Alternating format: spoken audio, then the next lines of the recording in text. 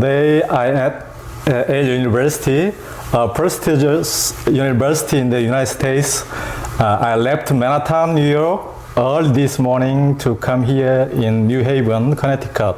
I'm here to meet the Reverend Sumi Kim, the Buddhist chaplain at Yale University. Hello, Sumi. Hello, 안녕하세요. 안녕하세요.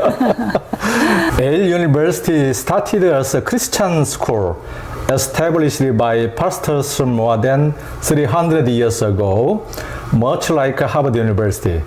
Unlike some Korean mission schools, Yale has a Buddhist chaplain. There are other pastors, Catholic priests, Muslim imams. Please tell us what the religious center on campus offers to the students. Yes, so we are fortunate to have a large team. We do have a Muslim imam, we have a Hindu chaplain, we have several Protestant ministers, we have a Catholic priest and several Catholic lay workers, of course Buddhist chaplain, and we even have a chaplain who works with the smaller religions such as Taoist, Sikh, and Jain. So we have a wonderful team. We can meet the needs of any student. And of course, we have Jewish rabbis. Everyone uses this building, this place. This building is just for the Buddhist students, or this room that we saw earlier. The Hindu students have their own prayer room, the Muslim students have a prayer room, and other groups meet in various locations. However, there's an entire Catholic center and an entire building for Jewish students. And of course, there are churches, Christian churches. Yale University has less than 12,000 undergraduate and graduate students. How many students are in meditation classes, and how do they respond?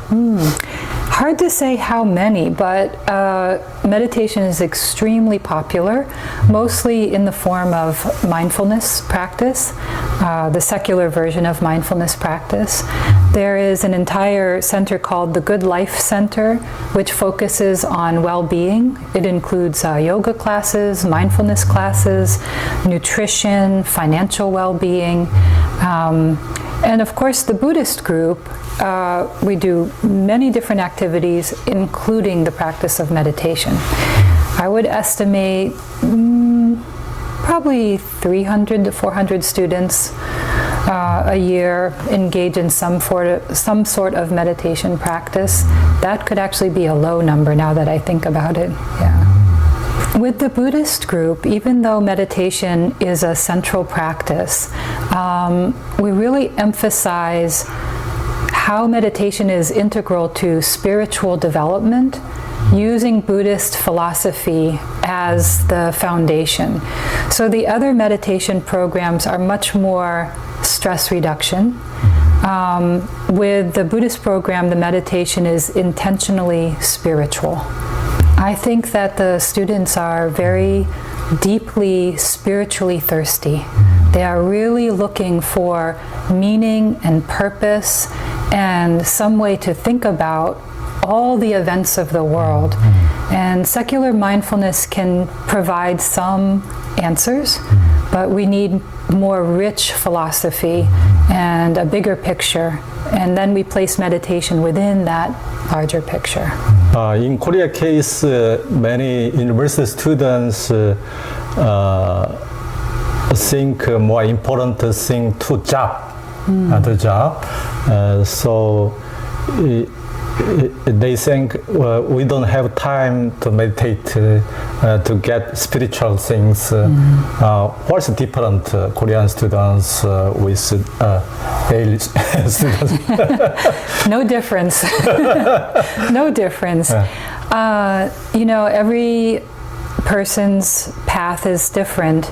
Usually people come to meditation and they come to Buddhism when they have a crisis, especially like mental health crisis, death, suicide of a friend, failure, bad breakup. Then they think, wait a minute, this pursuit of money or this pursuit of personal gain, maybe this pursuit of this profession, is that meaningful? Is this really what I want to do?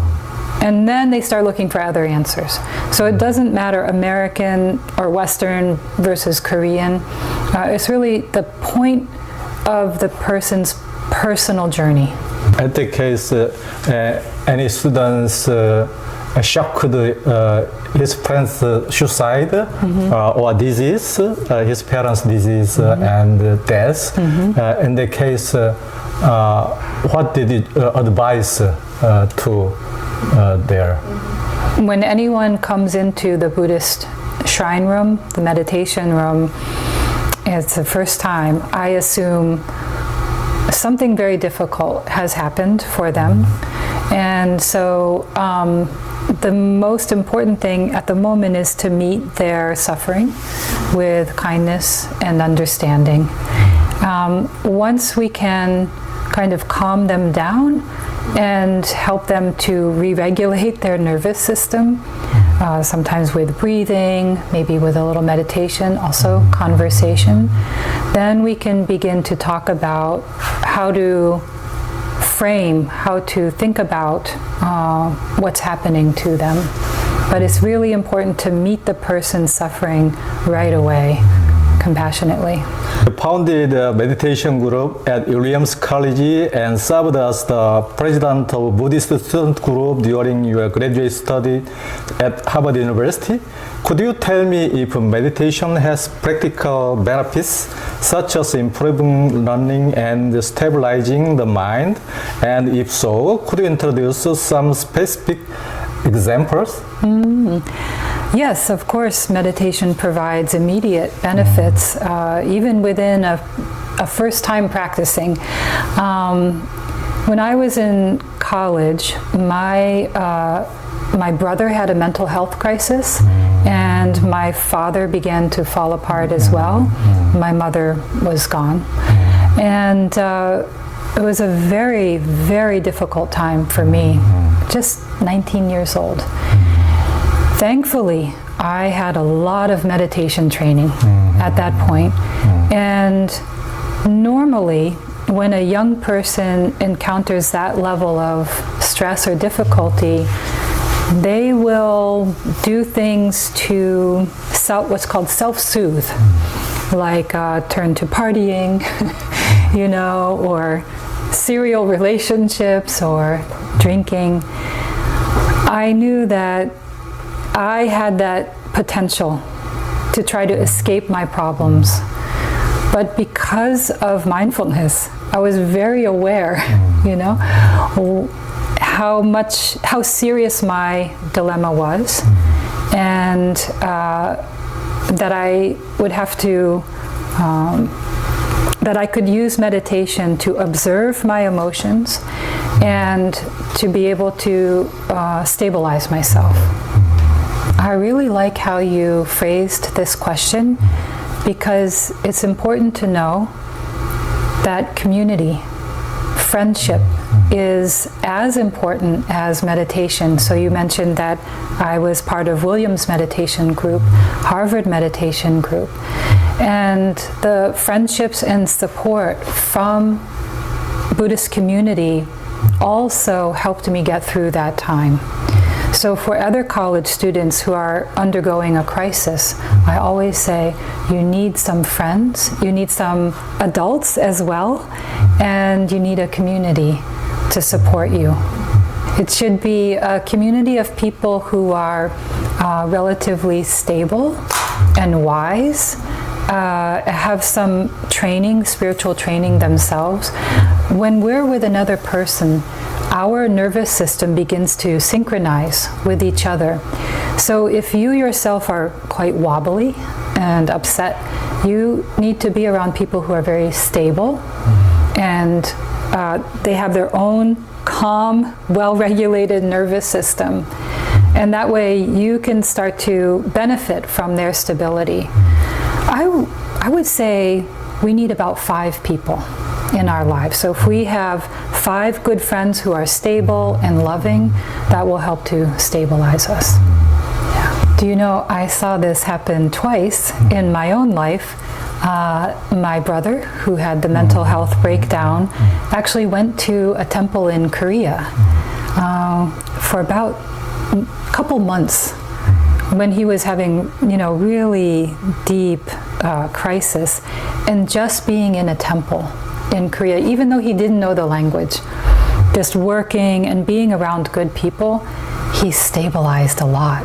Also, he lost a lot of weight. And then the other time, I think of Ilmi-sinim. His family was falling apart. His father was alcoholic, and his uncle, who was a sinim, sent him to Jeju-do. And at that time, Ilmi-sinim as a teenager was very unstable. But his master was, very well-composed monk, very strong, very clear. And I think Ilmi-sinim being in that temple environment with the person who would become his master helped him to stabilize. Do you see? Yeah. Usually people work out or try to relieve stress by drinking, sex, games, TV, movies, and music.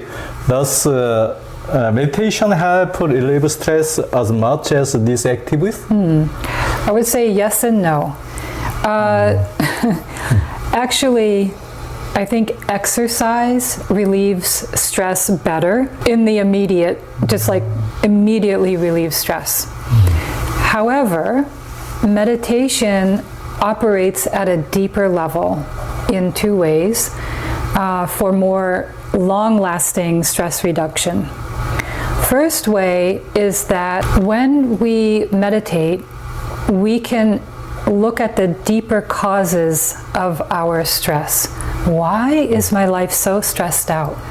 Maybe we begin to see, oh, I'm a perfectionist. I'm an overachiever. Where does that drive to be an overachiever come from? So as we begin to understand our deeper psychology, then we can change our behaviors, and that will reduce the stress. So meditation isn't relieving stress right away, right?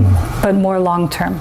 And then the second way is as we begin to pay attention to our lives and understand what our patterns are, we begin to make better choices. And when we make better choices, we don't get ourselves into the situations that cause us stress. So our overall way of living begins to improve, and that has the effect of reducing stress.